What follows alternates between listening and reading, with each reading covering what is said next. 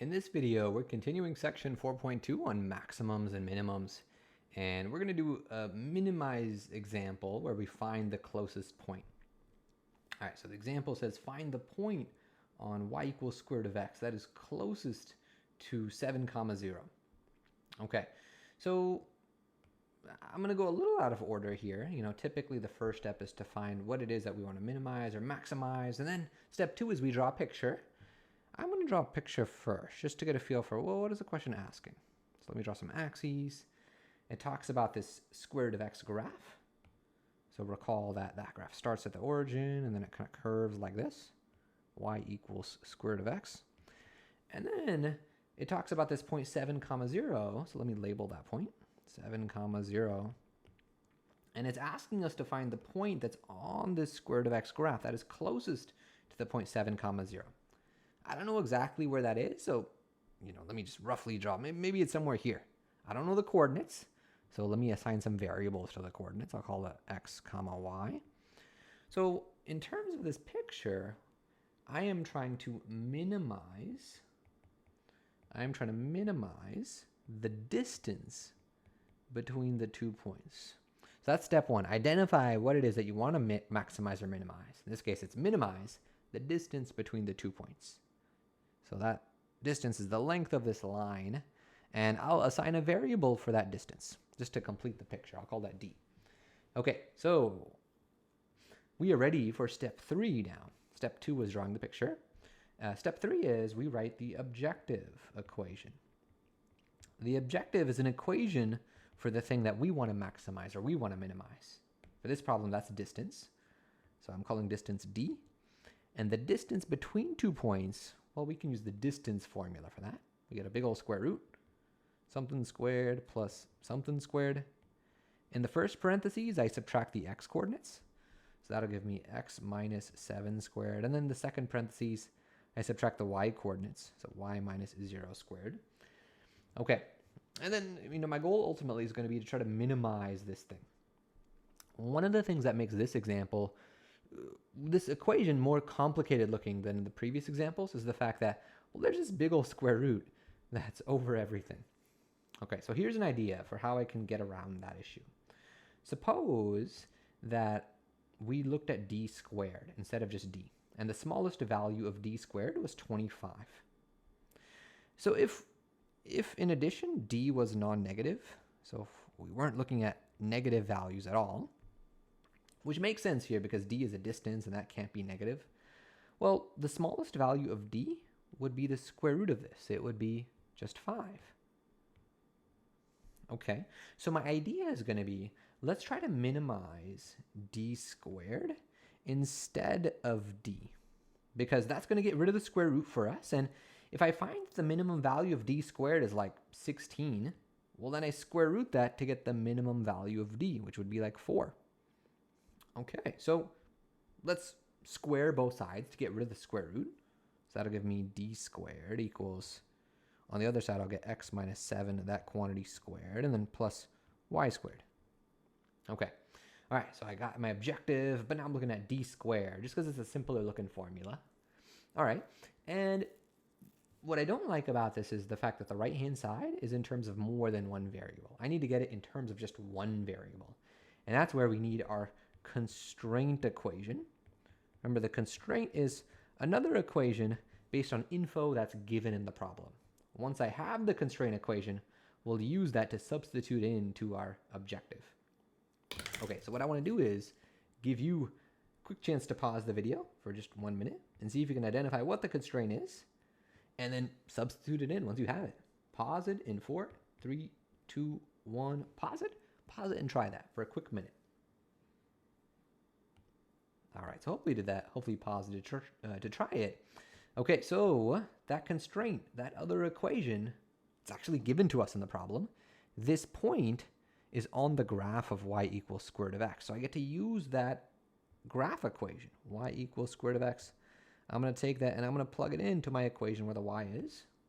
So that'll give me d squared equals x minus 7 quantity squared plus, instead of y squared, we'll get root x getting squared.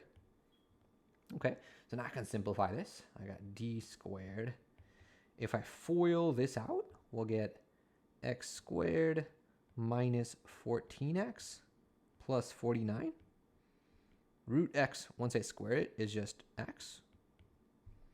Okay, and now I can combine like terms. So I get d squared equals x squared minus 14x plus x. That's minus 13x. And then I got that plus 49. Okay, so it's looking a bit simpler. Like I have just a regular old quadratic type thing here. Okay, and now I'm going to complete the square so I can find the vertex.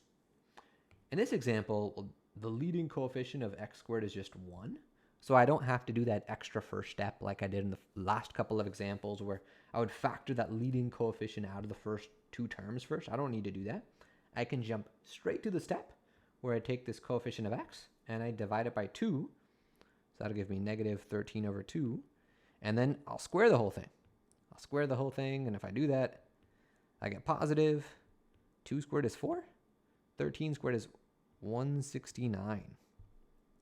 Okay, so I now need to take that number and add it and subtract it. So I'll get d squared equals x squared minus 13x. So when I add my number, I always put at the end of these two terms. So plus 169 over 4. Then I'll put that plus 49. And then at the end, I'll put my minus 169 over 4. Okay, and if I did this right, these first three terms should factor as a perfect square. Like I should get x, and then some number, and then that whole thing squared. So recall, what's our shortcut for figuring out what number goes here? Well, it's always what you get.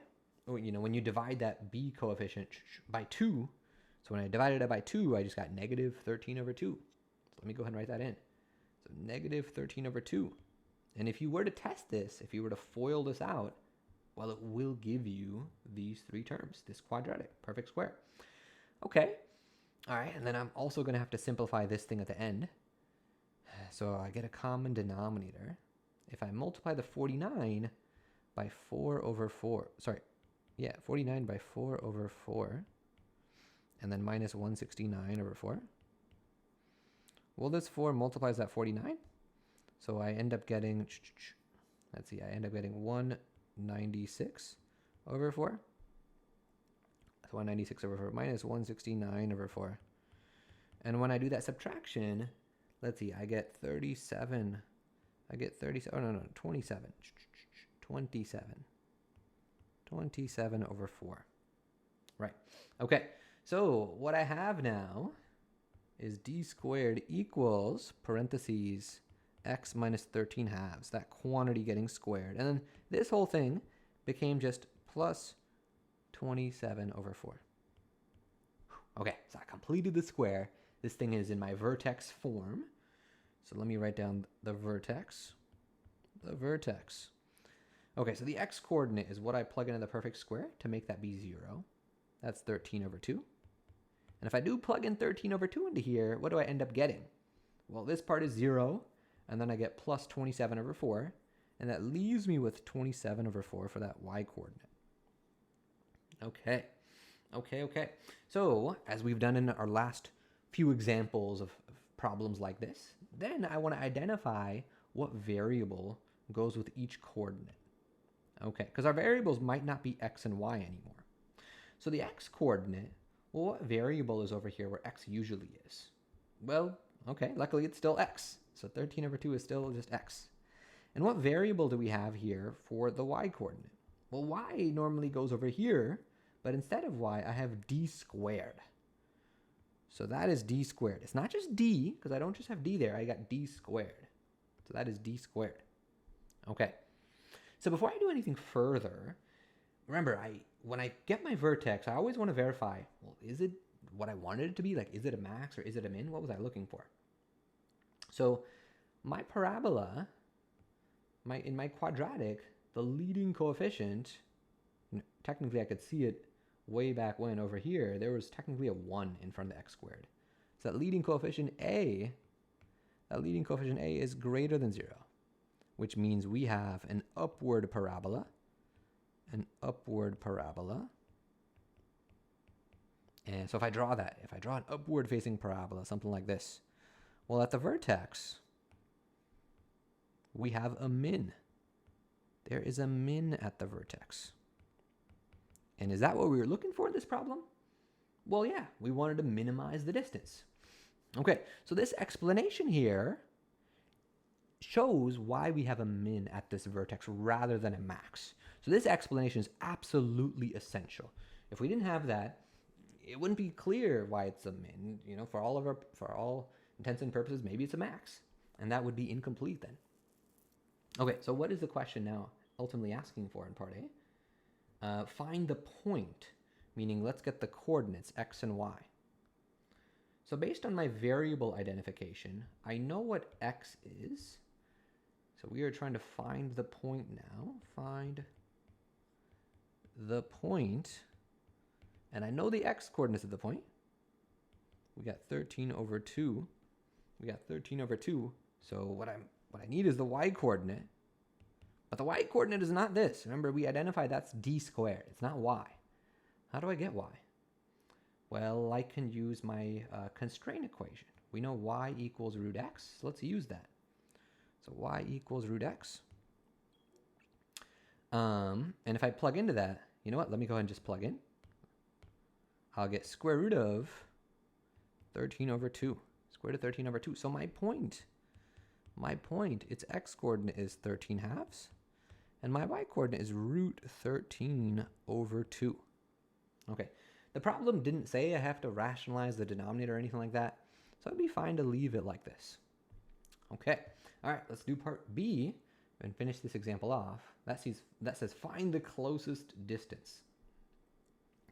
So there's a few ways to get this. Like now that I know the coordinates of this point, I can use my distance formula on that point in 7, 0 and simplify that. But luckily, there's a much quicker way, which is I know d squared. We already figured out d squared is it's 27 over 4. So let's use that. So that means the distance, let's square root both sides. I'll get a square root of 27 over 4. Okay, and so that I guess means square root of 27 on top divided by square root of 4 on the bottom, which is 2. Okay, technically I can simplify this one step further because 27, I'm going to recognize that square root of 27 is, I can factor out a perfect square from this. It's 9 times 3. And then when I square root 9, that becomes 3. This 3 stays under the root, so I get 3 times root 3. So my numerator, I got 3 root 3. That whole thing divided by 2. Okay, and that is the value of d. That is that closest distance. Okay, and there we have it.